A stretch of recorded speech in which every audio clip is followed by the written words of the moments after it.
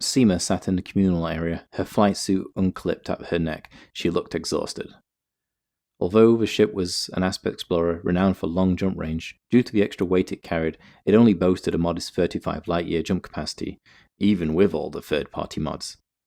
As Eros wanted to take gravitational data and perform material studies for each jump cycle, they were less than a third into the journey, and already hitting the 28-hour mark. Seema's eyes were dark, her skin pale, and glistened with sweat. With her head pressed on the table, she gently lifted a rubber ball a few centimeters away from the surface and carefully let it go, watching it very slowly drift down. She counted out loud.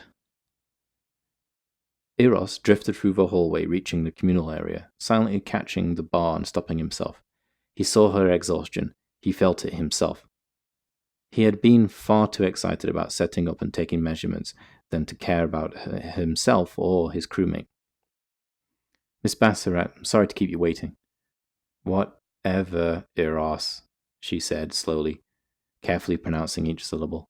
You're tired. I'm tired. I got carried away. And if you're not tired to the point of sickness, let's kick back, take a day. I'm up for stick time, so if there's anything you want to see, I'm your taxi. Look, whatever, I don't care. Oh, come now. I know that isn't true.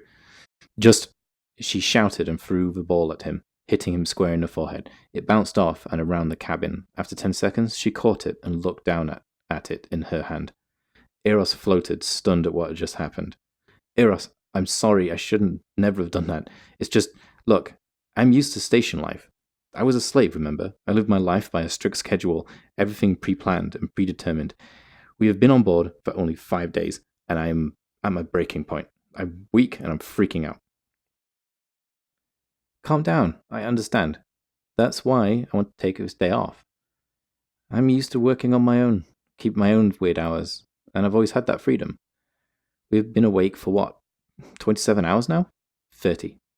Okay, 30, and no one should do that without stimulants, so let's check the database and see if we can go somewhere nice, rather than letting me bury my head in numbers and calibrations. How is the data? Is it useful? Very useful. Most of the equipment is calibrated and cross-calibrated. It's in really great shape for once. I normally have to bodge for cross-calibrations and eyeball things.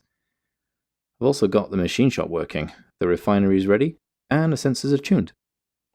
Good, she sighed, as she watched Eros take a seat in front of her. Is there an Earth-like nearby, or at least somewhere we can go without a full suit? I'll take a look at the database in the morning, then. He made a note in his communicator and bonked his head down on the table, just as she had been when he floated in.